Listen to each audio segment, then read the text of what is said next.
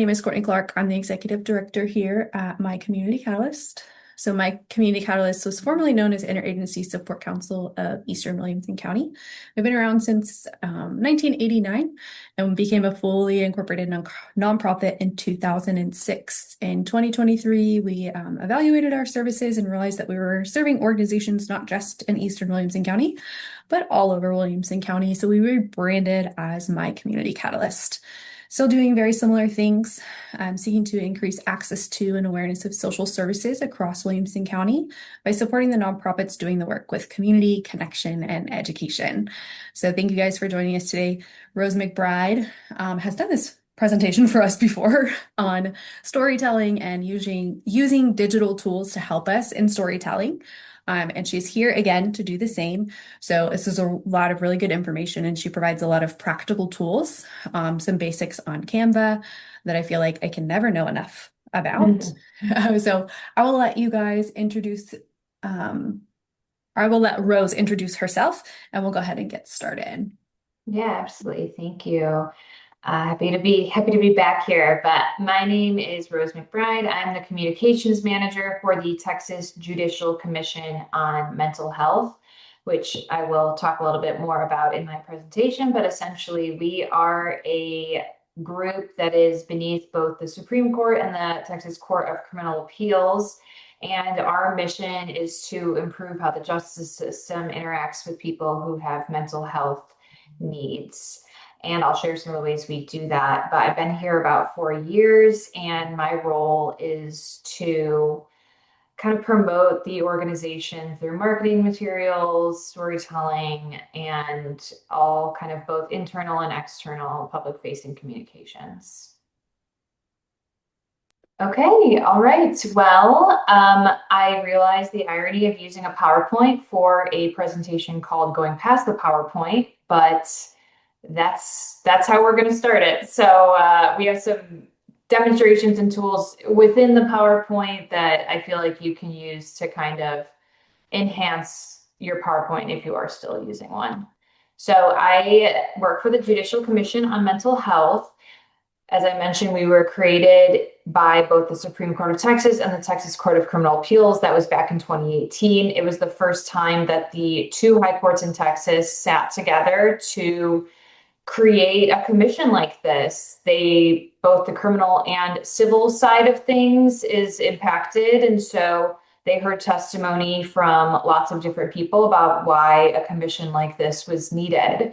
Our mission statement is to engage and empower court systems through collaboration, education, and leadership, thereby improving the lives of individuals with mental health needs, substance use disorders, or intellectual and developmental disabilities.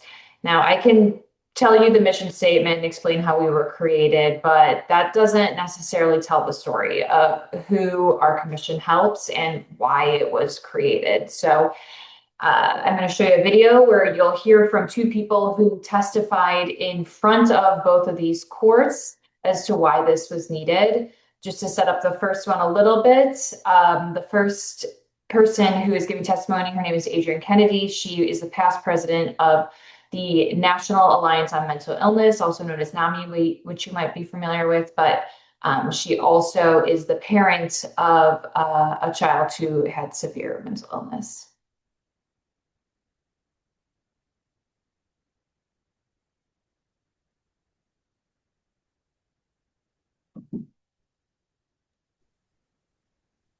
Rose, there's no audio. Getting the sound, yeah, okay. Relationship. My testimony, are you hearing it now? Great. Is cast in a dual capacity. First, in terms of NAMI credentials, and secondly, but possibly of more primary import, in terms of my personal relationship with the triumphs and the tragedies of our son's severe mental illness. By mid-2005, our son and our family had logged 6 years coping with his chronic illnesses.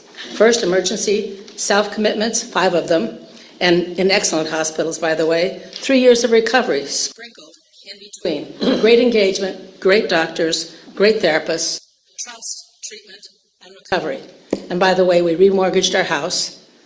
We took our other children out of private schools and spent over $150,000 in the first year of treatment.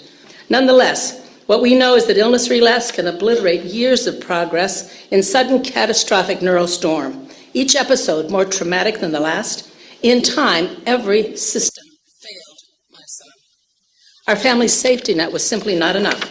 Our love, our energy, our commitment, our resources, and even my petitioning for interventions in 2007, none of it was enough. And after many months of abandoning all treatment for his mental illness, self-medicating on marijuana and other street drugs, mounting paranoia, anxiety, agitation, and dysphoric mania pressed him to abandon even his insulin with claims that he would cure himself. His voices said so. Ultimately, by 2008, the dangers that our son presented finally crossed into extremes. Psychotic mania in which he was still capable, with 145 to 160 IQ, by the way, an honor student at Westlake High School in his past. He was still capable, even in his most deteriorated state, of stealing, writing, and cashing forged checks, buying 2 matching Colt 45 revolvers at a local establishment, and shooting them in public, first in a theater, Barton Creek, and later on North Lamar Boulevard in front of the Heart Hospital and around Central Market. September 7, 2008, our son with serious mental illness now became our son with state and federal felonies and a $185,000 bond. From a policy perspective, I cannot overemphasize the importance of judicial education, leadership, and collaboration with stakeholders. Each is critically important for improving our criminal justice system, but also to raising these issues, as has been determined here earlier with other testimony, in the hearts and minds of all our citizens. Your voices matter. To maximize traction and impact, judicial education, judicial systems-wide leadership and collaboration with stakeholders must happen through a well-organized, thoughtfully designed, and forward-thinking permanent judicial council. While I am a junior at Texas Tech studying communication studies and social work, statistically, I'm supposed to be in prison, on drugs, homeless, or dead. At the age of 9, I had to grow up very fast, and I became an adult. After my stepfather died in Afghanistan, I lived with my mother, who suffered from alcohol abuse and a debilitating mental illness.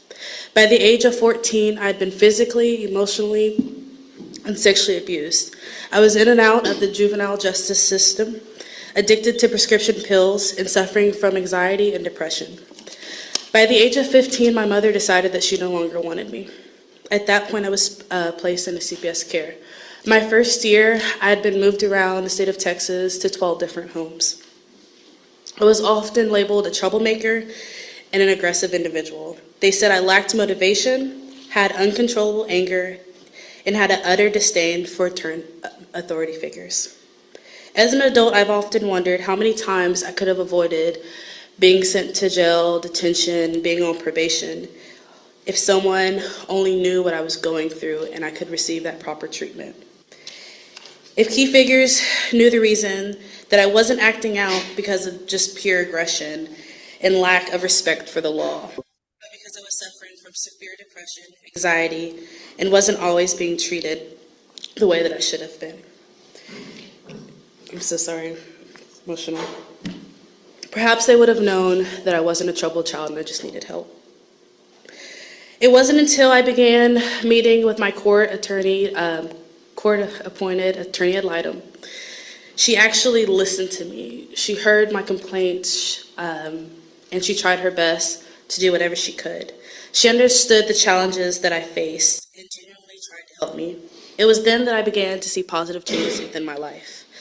I firmly believe one of the most critical factors between me becoming successful and where I am today, and not a statistic, is the fact that she had education. She had education and understanding of mental illness by the individuals in Williamson County who had my case. I was lucky to have had that support system. Unfortunately, many children within the system don't have the support system that I did. As an adult, I've learned that we can't always change the past, but we can improve the future. And you have a chance to do that. A chance to change the lives of millions. You can start with the creation of a judicial commission on mental health to strengthen the courts through education, awareness, and collaboration. with mental health experts, law enforcement, and other professionals in the child welfare system, juvenile justice, and criminal justice systems. Such a commission is greatly needed and long overdue. So a little bit long, but those were just two impactful testimonies given in 2018 that show the real benefit behind what our organization does and really puts faces to the work that we're doing, which in turn just improves the message of the organization. And we'll get into it in this presentation, but is really the basis of storytelling. So as a communications manager, what do I do? Well, I have a number of different roles. One of the things that I do daily is update our social media channels. So I work on improving engagement and improving following on our Facebook, Twitter, LinkedIn, and Instagram. I post a lot of different resources for stakeholders in our communities throughout Texas, and also highlight successes that different organizations, counties, areas are having at the intersection of mental health and justice. I also write features on our commissioners. So the commissioners and collaborative council members are people throughout the state who are judges, attorneys, mental health professionals, law enforcement, anyone who kind of touches this intersection of mental health and justice. We have a part of our website called Beyond the Bio. So that gets to know them a little bit better, get to know their work, again, put a face to the people doing this work.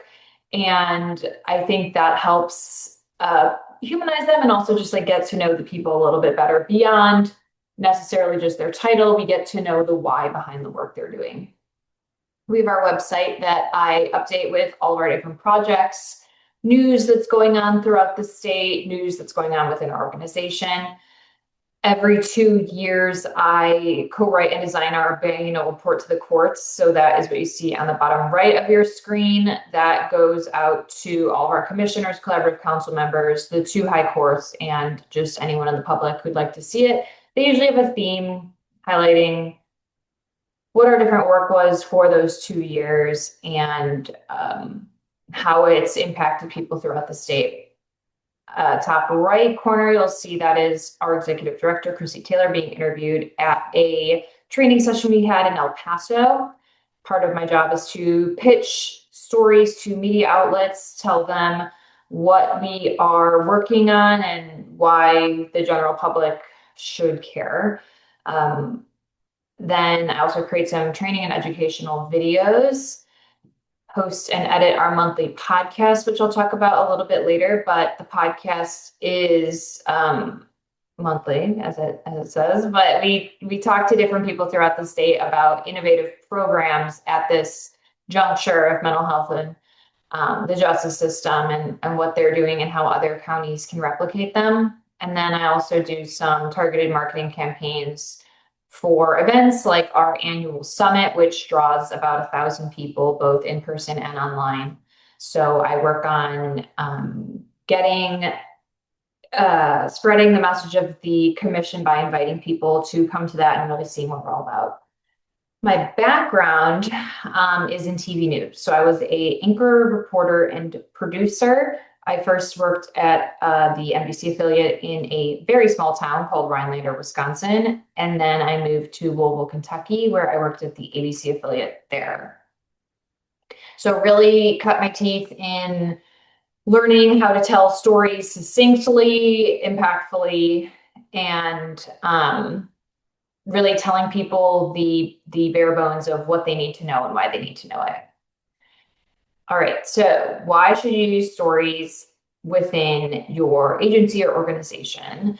Just going back to the beginning, stories have been essential in human communication, from cave paintings, which would depict hunting rituals, myths, to preserve history and culture. And they're also used to teach lessons, which we do today. As we saw with that initial video, stories create that emotional connection.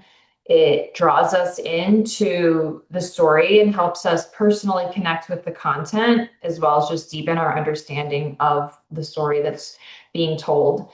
They simplify complex ideas. So that is what I had to do in news. Oftentimes there would be a very complicated, maybe piece of legislation or something a city council is doing, or an issue that affected a lot of people but was hard to understand. So by telling a story and introducing someone to a character, a person that it's really affecting, you can simplify these complex stories, breaking down these abstract topics into something that's concrete and easier to grasp, telling someone why it's going to affect them. They also give meaning to information and beat data. So our leadership at the JCMH wants to know a lot of numbers. How many people did a certain program help? How many judges were trained? How much does it cost? But oftentimes using a story to give meaning to that data helps it just helps people understand better why we're doing it, and gives a little bit more of a context to the data. So an example of that, I'm going to show you a clip from this show, Abbott Elementary. So to set it up, the principal is going to her school board to ask for more funding. And here's a little story behind what she tells them other than just the Takes me data. to my last chart. What are we looking at here? Well, there's no words on it, but it's going up. That can't be too bad or too good. Based on what you've shown us so far, what metrics are your funding targets keyed to? Thank God you brought that up. I was like, I hope he asks about Target and whatnot, because I have another slide there. I think we've seen all we need to see here today. Thanks for coming in. But Look, that's your time. Not even including the 5 minutes you took when you got a paper cut. Look, I know you all want me to talk about pie charts and cake graphs, but that's not the entire story. Yeah, discretionary funds can be used to nurture students artistically so they can grow up and do that graffiti that bougie people don't get mad at. You mean a mural? That's it. But what you don't see is how I make sure that forgetful students get supplies, or how I help students with broke parents get uniforms that fit so they don't get roasted all day, or how I have barrels of lotion stashed all around the school so these kids don't start a commotion with their crusty ankles. My unique approach to these funds betters the school. Yes, we all understand the importance of moisturization, but your time is up. So the superintendent maybe didn't get it, but the other school board members, some of them showed a little bit more interest and later in the episode, she does get the funding. Another example is just sports. I like sports. I don't know if any of y'all do. And sure, sometimes looking at the data is interesting. And there, I know, are people whose jobs are dedicated to sports data. But what I like the most is the stories behind the people who are playing. So I love watching the NFL draft. They give a lot of stats, but they also give a lot of personal stories. And I personally like when we get to hear about people, accomplishing their dreams. And this is a particularly impactful story from this past year's NFL draft. And I'll let them tell it. This dude is incredible. When you watch him and how competitive he is, and we'll get to the personal story here in a second. Well, I think actually, Charles, we should actually probably lead with the personal story. You see the emotion that's coming through him. Go ahead, I'll give it to you. Remember, he had his brother Tiger Besh, Princeton football player, terrific, all Ivy League player, gave his life saving someone on the New Year's Day attack in New Orleans, trying to get people out of the way of that car hurtling down, gave his life for others.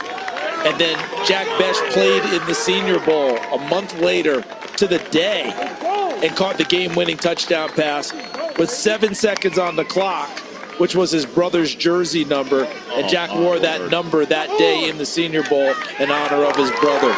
He's an LSU transfer to TCU. DJ, you can talk about the football now. So it's just so powerful. I mean, they lead with the personal story. It's so powerful. And then they get talking about the football. But I'm a Bears fan from Chicago, but heck, he makes me want to cheer for the Raiders now. So stories will oftentimes beat numbers. Okay, how do we tell stories? Start with your audience. Who are you trying to teach or present to, or who do you want to receive your message? I'm going to give an example. So let's say there are laws about this, but let's say Texas passes a new law requiring judges to consider a mental health court or a diversion program before sending someone to jail. And I'm saying I'm teaching judges about this new law and why they should care. One judge admitted he was skeptical about this new law for 20 years. He had followed what he knew, a familiar process. You review the charge, you hear the argument, and then you decide on a sentence. But now the law is asking him to pause and say, is there a treatment option instead of sending him straight to jail? Is there maybe something in his health history, his mental health history, that a better option would be available than just sending him to jail? So a new case comes under this judge and asks him to consider this new rule. So someone comes in front of him. It's a young man charged with trespassing. Normally, he would have ordered just a short jail stay, and then this individual would be back out. But under the new law, you have to consider the alternatives. So he hears from a court liaison about available mental health services. Say this individual, yes, he's trespassing, but perhaps he doesn't know that that's a place that he's not supposed to be due to a mental illness that he has. In this situation, the judge can divert him into treatment, and the new law asks him that, or tells him that he needs to consider that. So the judge decides to divert him into a treatment program instead of jail. A month later, he hears a progress report. The defendant was in counseling, he started taking medication, and he hadn't reoffended. So this judge told his colleagues he wasn't sure about this law at first, but now he sees it's not about being lenient, it's about being effective and taking the background and the story of each defendant individually, and shows that this new law really does work. And at the beginning, maybe some judges who are listening to this presentation say, okay, I've been a judge for 20 years. I always do it this way. Why try something new? But by telling them a story of a peer, maybe someone who had a similar idea, and showing them the outcome, they will get that story of what they need to hear. They get to know what you want them to know, makes them maybe feel differently. Every story has a purpose, a person, a problem, and a point. Okay, so some rules for storytelling. You want to start with your core message. What do you want people to know? So in that situation, the core message is there's this new law. You have to consider diversion rather than just jail, and build your story around that message. Set the scene. Give them enough context, who, what, where, and when, so they can picture it, but kind of do that briefly and then get into the message. Introduce your character. Characters are very important to creating that emotional connection, which we had to do a lot in news. You might see a news story on TV. Say there's, trying to think of a story that I was doing. I did say there's like a city councils is determining whether they want to fund new sidewalks. Well, maybe we would talk to someone who lives on that street who isn't able to use the sidewalks, and they have a stroller and they walk with their child every day, but the sidewalks aren't safe and they see cars speeding past. So that gives you a little bit more of a connection to why we need new sidewalks, rather than just saying new sidewalks are going to cost this amount of money, and why do we really care? You want to see the person behind it. Every good story needs tension, some sort of obstacle or problem, a moment of uncertainty that's going to keep people engaged. Then build it up with details.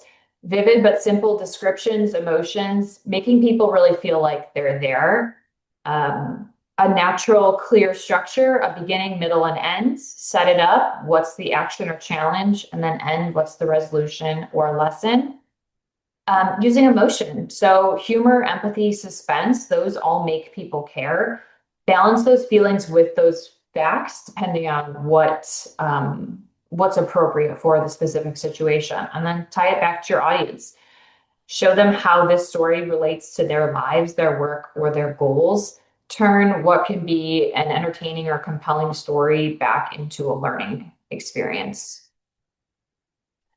Don't forget, store your stories. So that means if maybe something along the way happens that you think, okay, that's a good lesson, maybe I'll want to teach that later, write it down, collect the stories so that when you need them for a presentation later, you have them.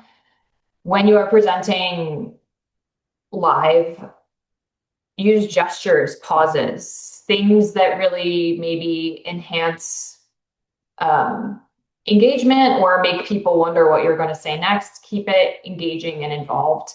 And then also practice telling the story. Test it on someone. Say, okay, is this getting to the point of what I want? How did you feel about this? How do you think this audience would react to that? Those are just some storytelling sources that I used for the first half. And this next part, we're going to get into some tools that you can use to tell stories. So the first one is videos. I use a lot of videos in my role to explain complex topics. For example, we have this document called Creating a Mental Health Court. So as I kind of mentioned in that earlier example, a mental health court is an alternative to jail for people who committed typically a nonviolent crime as a result of their mental illness. And they are then connected to treatment that does involve individualized treatment plans and meeting with a judge. We created this 10-step guide on the left of your screen to help people create a program. It is a document. It is not very engaging. We tell people step by step how to do it, but it doesn't really have the why behind it. So we interviewed a few judges who created courts like this. One, Judge Carr, who is the top video, who is in Tarrant County, so a larger urban county, and then Judge Leonard, who is in Midland County. So their courts are a little bit different, but essentially accomplishing the same goal. So judges can kind of see themselves in other people who have created it when determining how, why they should. So let's hear from both of these judges. I'm the founding judicial officer of the Tarrant County Mental Health Diversion Program. The local mental health association invited certain members of the judiciary to a free luncheon. We went to their presentation. It was put on by a prosecutor, a defense attorney, the judge of the program, and the program manager. They were all from Indianapolis, Indiana. Actually, the prosecutor had started this program, so we invited him back down here for 2 days. We went through his program with a fine-tooth brush. We called in all of the community relevant resources, DA's office, defense attorneys, community resources, mental health service providers. We crafted a plan and we admitted our first participant. So he goes through how he specifically did it and gives people kind of a roadmap of how his particular court got started. Judge Leonard is going to tell us a little bit more about what it is. I'm the My founding name's Judge judicial Elizabeth officer. Beyer Leonard, and I am the presiding judge of the 238th District Court in Midland, Texas. Mental health court, it's not a different court, at least in Midland County. And for you smaller jurisdictions that don't have resources to hire another judge or hire an associate or a magistrate type judge, think of it as a docket. It's a docket that's run through a district or a county court at law court. So you just hear from two judges who have done it themselves, which creating a court is hard. So it gives judges who are interested in doing this a little bit of a better idea and shows people who have done it before. So that is, we hear from the judges, and then this is Amber. I spoke to her when I was also making this video, and she is a participant of the court, and here is her story. My name is Amber McCutcheon, and I am a graduate of the Mental Health Diversion Program. I used to get into a lot of trouble. I was in and out of just petty crimes. When I would get into trouble and I would get arrested, I would get bailed out like just as soon as I went in. But the very last time that I did not get bailed out. And so I got booked into, the county jail. And my attorney came and saw me and he said, I'm not doing this anymore. You either get your stuff together or, you're going to go to prison. My life was slowly just kind of going down this spiral. And of course, I didn't see it at the time, but my attorney, who I didn't know worked really closely with this program, did. It was really exciting just to think about where I started. I mean, I started pretty much homeless in a jail cell, going through serious withdrawals, knowing that I needed a change, but kind of one foot in the door, one foot not, out of the door. They were just very supportive. I don't think that my life would be completely different if it wasn't for this program. Completely different. They literally saved my life. So you're a judge, you're hearing this, they literally saved her life. Why would, that's, one reason, saving one life alone, to create a court like this. So we show them the why behind something like this program and why it matters.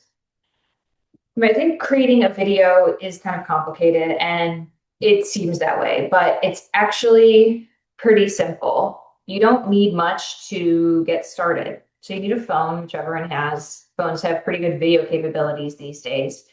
And then these little microphones, $20 on Amazon. I clip the mic to someone's shirt and then put the little dongle part in my phone. I put it on a tripod, which you can also get $20 on Amazon or Best Buy. And yeah, you definitely want something to stabilize the shot, because even just holding it, it will shake. So having that tripod is essential. And then you can use any sort of video editing software. I'm going to show you how to use Canva, which there is a free version, or there's the paid version, $120 a year for Pro. And that is, I would say, I have 2 purchases with the JCMH that have been just essential to my job and have really, really impacted the quality of our work. And that's one of them. So Canva Pro is free for nonprofits too. Yes. So get it. I am going to give you a little Canva tutorial.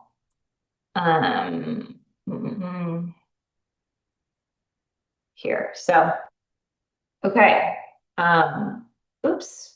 Let me get to just I was testing it out earlier to make sure it worked. So, this is our Canva account. And so I want to create a video. I'll go to video and choose this one. So to get started, the first thing I'll do is I'll go into the elements. I'll create a grid. So that just means that it fills the whole screen, and any video I want to put in will have these dimensions. So I created this video for this presentation. This is Let's create a quick and easy video on Canva. You'll start with your first track. So that's this video. Okay, here we go. So let's start it. Let's create a quick and easy video on Canva. You'll start with your first track. So that's this video right now with my audio. I can lay other videos above this so that you'll see those instead of the video of me. For example. Okay, so now I'm going to show an example. I go into this timeline of my video where I want to cut it. I right click and I split the page, and I'm gonna put another video over that, but let's find out where we're gonna end it. You can add video that you've taken yourself. This is a video from our conference that we had last month. Okay, so now I want to go in and split it again, and then I'm going to go find the video from our conference that I want to add. This video right here is 6.4 seconds. I go back, I find another grid, and I lay it on top. Then I'll go back to my uploads. So 6.4, this video is 7.5 seconds long. I am going to make it 6.4 seconds so it fits into the audio that I have underneath. Then I'm going to mute this little, you can hear it a little bit, not much, but we can either turn it down even more if we still want to hear a little bit of it, or I'm just going to turn it off for these purposes. And then Example, you can add video that you've taken yourself. This is a video from our conference that we had last month. Or if you're talking about a particular subject matter, you can find file video on Canva and lay it over your audio track. So I'm going to go back, I'm going to get my grid again, put it on top, and then say I want to make a video about the state of Texas. You can search in Canva, and then they have a lot of file, photos, videos. So I'll go to see all. Anything with this little crown here means it's included in the premium version, but there's other ones that aren't. So this one you can use for free. This flag you can use for free. This farm cow, longhorn maybe. But let's say I'm doing something with blue bonnets. This video is 8.9 seconds. This one's 10, so I will lay it on top. I will go in and I will make it 8.9 seconds. And this one didn't have any audio, so we don't have to worry about that. So let's watch it from here. Instead of the video of me. For example, you can add video that you've taken yourself. This is a video from our conference that we had last month. Or if you're talking about a particular subject matter, you can find file video on Canva and lay it over your audio track. And then you can do some things like a fun transition if you want to do that.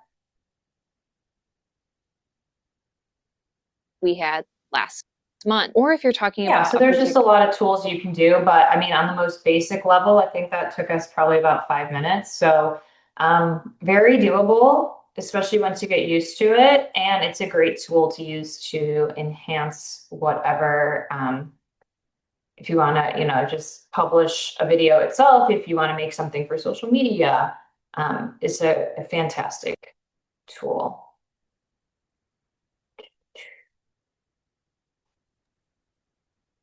Rose, if you take it to social media, do you have to convert anything, or will upload, let's say, to LinkedIn or other tools? Yeah, share one more time. So I just go to share and then download, then it's MP4 video, and then I just download it. You can also, when making a video, if you have a certain, like if you want it to be an Instagram story or a Facebook video, you can use these templates to create the dimensions you want so that it'll appear correctly in the format. So yeah, because landscape, and we use landscape for YouTube, but then any social video, you're going to want to use like a mobile video or Instagram story dimensions to do that. Perfect, thank you. Yeah, because I was using iMovies and I know the conversion on the style is different, but thank you. Yeah, absolutely. Okay, let me Can I ask you one more question on Yeah, that editing? yeah, please. So I noticed that you used auto trim on it. Have there ever been times where you weren't happy with how it auto trimmed it? I mean, is it just clipping like the end of the video off, or is it squeezing it, converting it somehow? Yeah, go back. I mean, obviously, if you're not using the audio behind it, it's not as important Right. to have it specific. But if you've got, I don't know, like somebody speaking, if it ends up with them in some strange facial expression or something like that, you may not want it to be trimmed that way. Yeah, absolutely. So you can kind of slide however you'd like, what part you'd like to use. Okay. Or say you wanted, so like something a little bit more, like you can make different cuts in here too. So say I wanted to use like two parts of the video, like this part, but then I wanted to cut something out and use the end here. But you're probably could, better like, off editing the move it. video prior to getting it to the video that you want to put in. You're probably better off editing that so that when you enter it, it's into this video, it's going to be more along the lines of what you want, right? Yeah, yeah. And you can use, I mean, you can open up like a new Canva tab if you want to edit certain videos and Aha. use that and then cut it down how you want it and then Okay, export that it makes and sense. re-import it into here. Great. Thanks. Yeah, absolutely. Okay.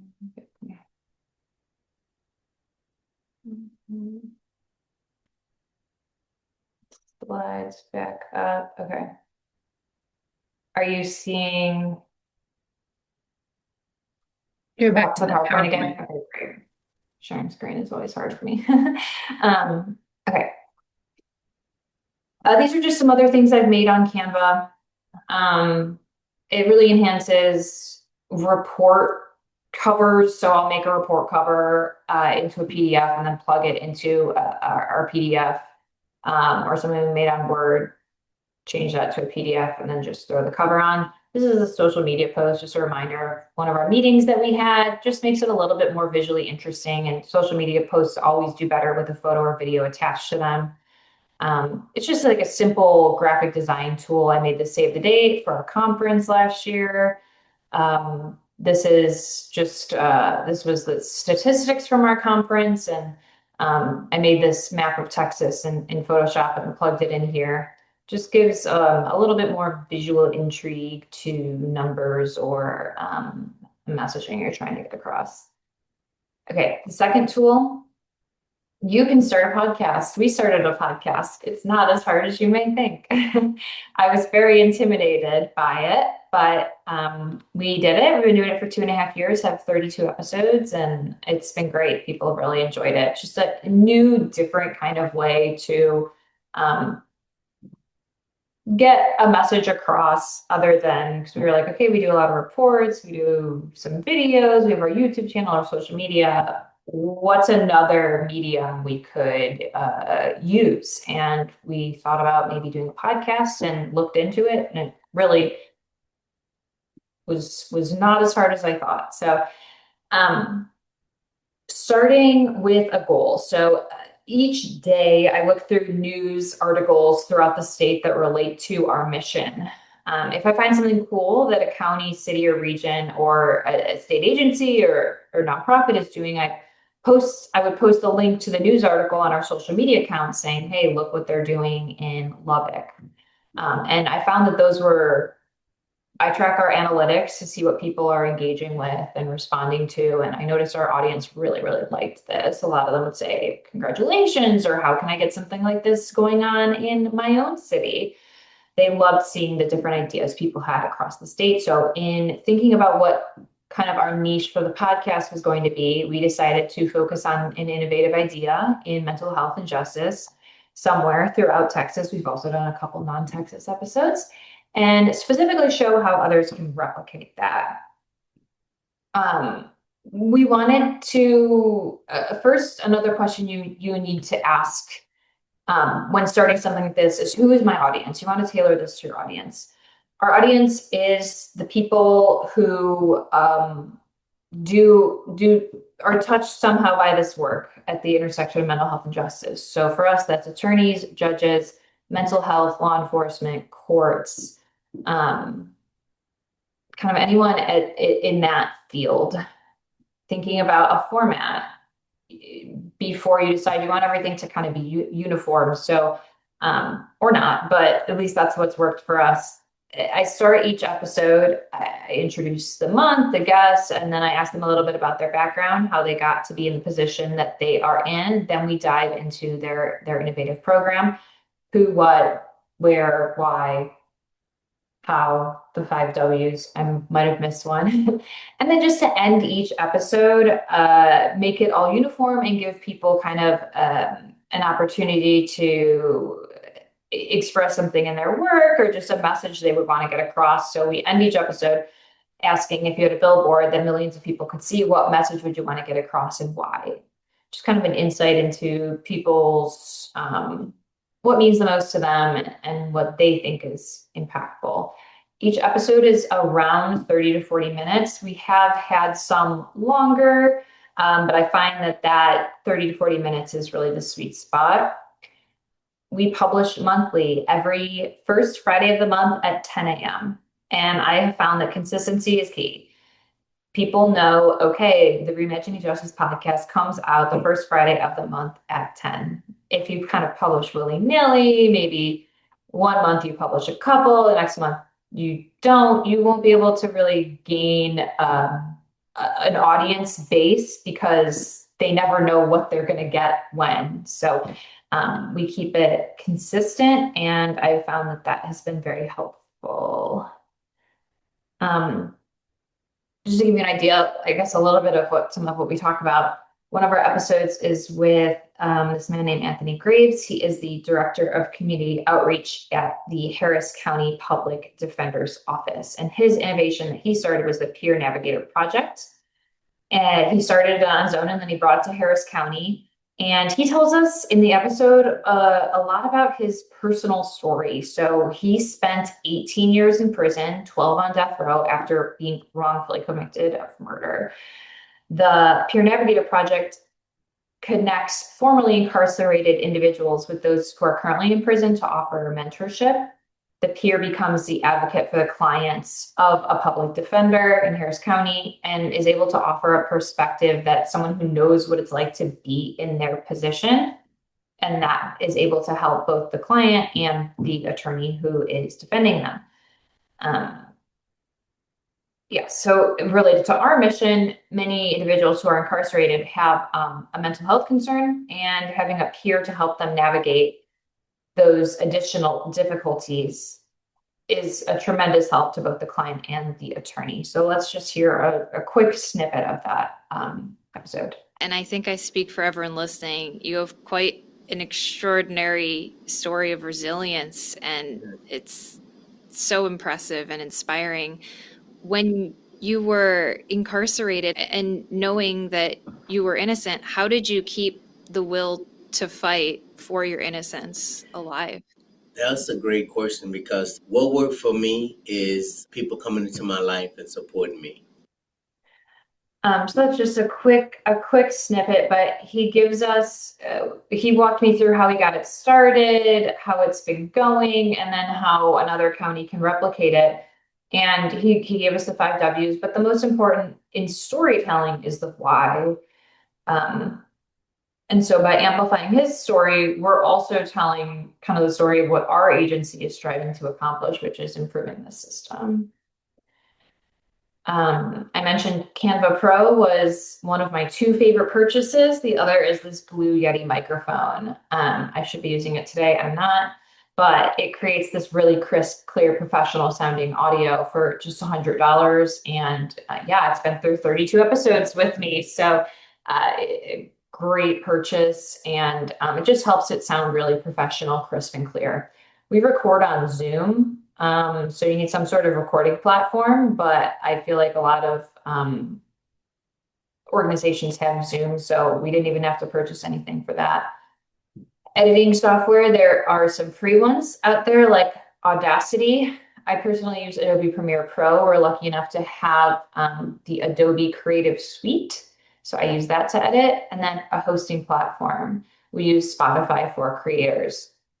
I did not know that I could, as just a regular person, publish anything to Spotify before we got started, but you can. So we publish on Spotify, which then goes to Apple, which in the steps of how to do that, I will explain. So to get started, we created an intro and an outro that we play at the beginning of every episode. So it tells you what the podcast is about, and it's catchy. We got the music for it on Adobe as part of the Creative Cloud, but there are a lot of royalty-free music websites out there. And so I'll play it for you here.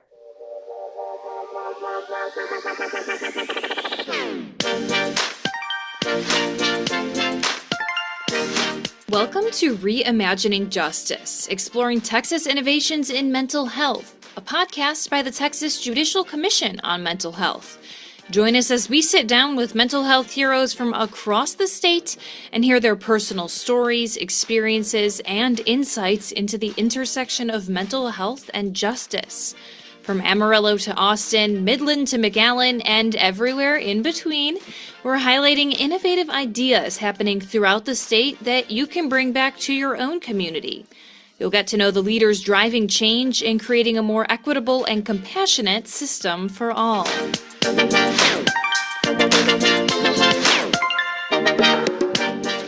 And then the episode starts. So when you hear the music, you hear the intro, you know, okay, I know what podcast I'm listening to. It just creates a more kind of creates like a brand, I guess is a way to say it. I have it written here. Okay. And then I created the cover art, which you saw on that other slide. I did that in Canva, surprise, surprise. And then when I record, I use Zoom. I make sure my microphone is the output, and my guests just use their computer audio, which is fine, but I like mine to be kind of crisp, clear, professional.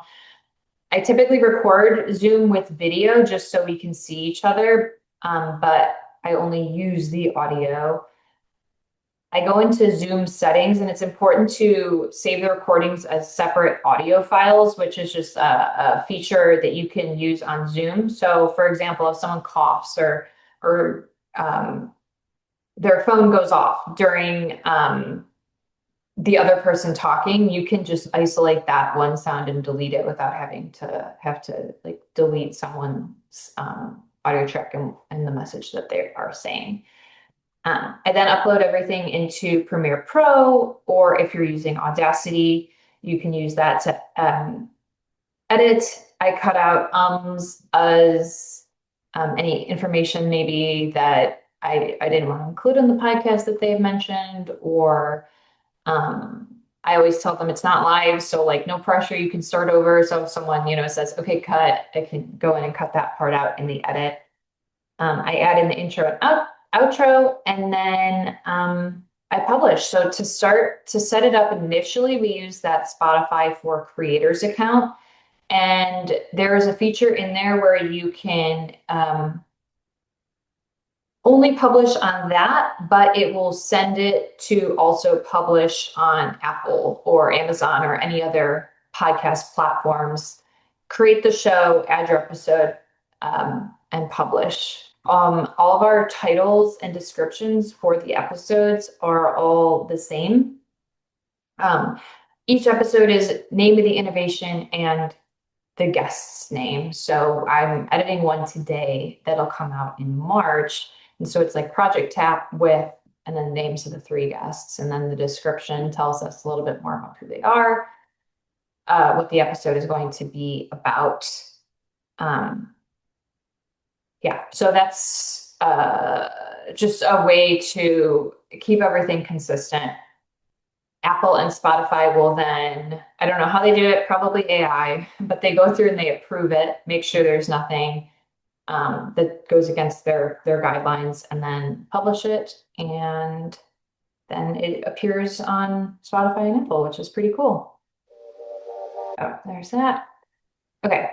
And then the last thing I'll say is just something quick and easy anyone could do, promoting people. Maybe it's the people you're serving or the people who are on your team, or kind of anyone related to your mission that you think people would benefit from getting to know. We do that through this section of our website called Beyond the Bio. The people on our commission, the people doing this work, they're all really smart, accomplished people, and we oftentimes maybe know about their work, but who are they outside of that? Why are they doing the work that they do? Like I mentioned, the why is always the most important W in storytelling. They all, meet each other at our meetings, which are very business focused, so maybe they don't have a chance to get to know each other better. So we created this. It's just a little, I make it in Microsoft Word. I turned it into a PDF. It's just kind of a news story. It's kind of similar to stories I would write in news, like a feature of a person, but we have our conversation on Zoom, and then I'll go back to listen to it and take notes and write out some quotes. But our conversations typically start in the beginning. Where did they grow up? Where did they go to school? What did they major in? I like it to just be a very natural conversation. Kind of the podcast, I also like to just have a natural conversation. Ask them, the who, what, where, why, how, and then just get to know them a little bit too. Who are they outside of their work, their family, their hobbies? Then I start crafting the story. I start with something readers might find unexpected or interesting. So the woman on the bottom right is Judge Liston. She is a judge up in the Dallas area, and something unexpected. Maybe she hiked a 14er with her family, which I would never know. I had known her for a while, just seeing her at meetings, but I never knew that was something she did. So pretty neat. And then they'll send me some photos of them doing the things we talked about in the interview, and design it in Microsoft Word, export in PDF, and send it out there. And people typically like finding out a little bit more about the people that they work alongside, but might not necessarily see all that often. And you can do this with your employees, your leadership, anyone involved in your organization that you feel people would benefit from getting to know. So if your agency is more public facing, who should the people that you serve get to know on your staff? So by telling the stories of the people who influence our work, we're also telling a small part of who we are as an organization and why we do what we do. This is my contact info. You can email me, you can follow us on social media. Happy to answer any questions that y'all might have. Hi, Rose. Thank you so much for doing this. I have a question, and maybe for everyone on the call, but nonprofits are usually very small, overworked staff, and I think most of them can acknowledge the importance and the value of storytelling, but maybe they feel like they don't have time or capacity to implement all of these tools. Is there any one particular platform? You mentioned social media, podcasting, lots of different other options. Is there one that you would recommend to start with or prioritize? Yeah, absolutely. We have a small team. There's 8 of us. 4 attorneys, our legal assistant, me, and our 2 finance people. So I totally understand the whole, I am like a one band person, and I know some nonprofits might not even have a communications person specifically. I think that social media is probably like the first thing to start with. It's where your audience is. Each one is a little bit different. Our LinkedIn is by far most popular, then Facebook, then Instagram. But depending on your organization, maybe Instagram is the most, is where most of your audience is. I think putting information, it's just an easy way to get information to people and meeting them where they are. And also, it takes someone, if someone's already scrolling on their phone, can see your post rather than maybe spending 40 minutes listening to a podcast. So I think engaging social media posts is a great place to start, and hopefully it'll just take a couple minutes of the day. Yeah. Is there like a recommended time of day to post on social media? Does it really depend on audience? What are your thoughts on that? It's a great question. I don't know. I like to post, I guess time of day maybe isn't as important as frequency. So I try to post something every day, but if I don't have anything to post, I won't post just to post, because then people start to get sick of you. Like, what is this? I don't need to know this. So it turns out to be about 3 to 4 times a week. And I find that for us, that's a good frequency, depending again on the organization or the agency. Less is more or more is more. So it depends on how much information you have to get out. And I just would advise against just posting for the sake of posting, because then people might say, I don't need this, unfollow. Yeah. What would your suggestion be on nonprofits usually are engaging multiple audiences? So they have their clients, they have funders, they have maybe other nonprofits. Just kind of there's just a variety of audiences, and all of those are going to want different things, resonate with different things. If you're sharing on social media and trying to capture all of these audiences, that's impossible. What would your suggestion be on navigating those differences? Yeah, I think that's a great question.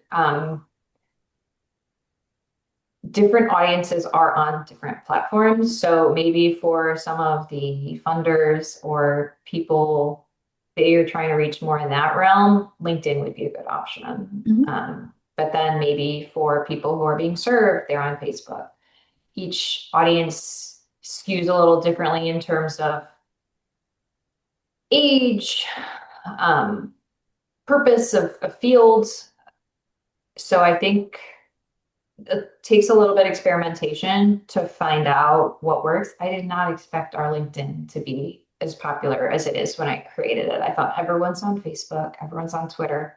Our Twitter's pretty dead now. Not a lot of people have moved off of it, but kind of just experimenting to see what works. And also there's a lot of just market research out there about what demographics of each platform are.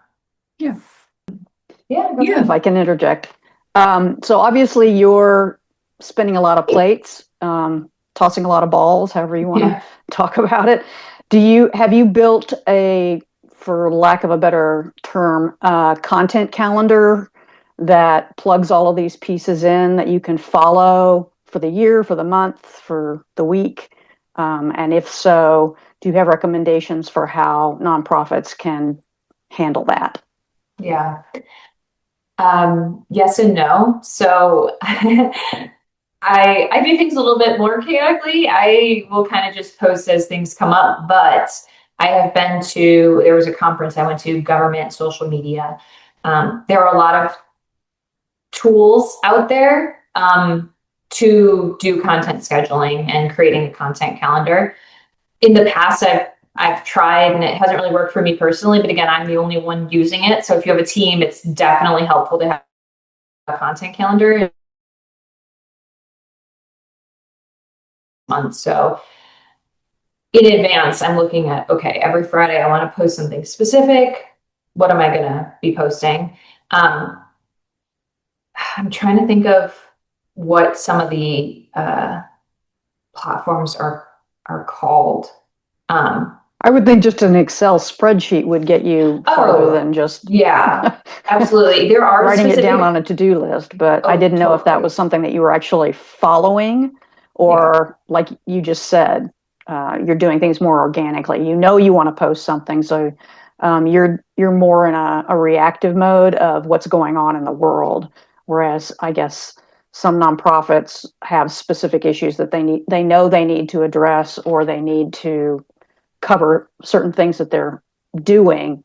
And so that would probably lend itself more to a harder schedule than what you're dealing with. Is that a fair Yeah, statement? I think so. I think there's always going to be things that can't be planned. Maybe something you find out, a piece of information you want to share, and you just go ahead and share it right away. But you can also schedule posts. So all these different platforms also have an option to like schedule a post for certain days, certain times. So if you know you want to post something next Friday, you can schedule that to just automatically go out.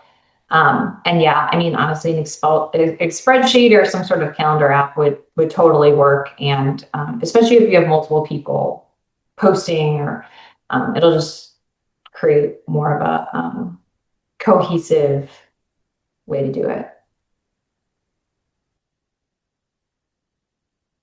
This is Carla. Thank you. This was really good. I think not only sharing what you know, but also about the organization.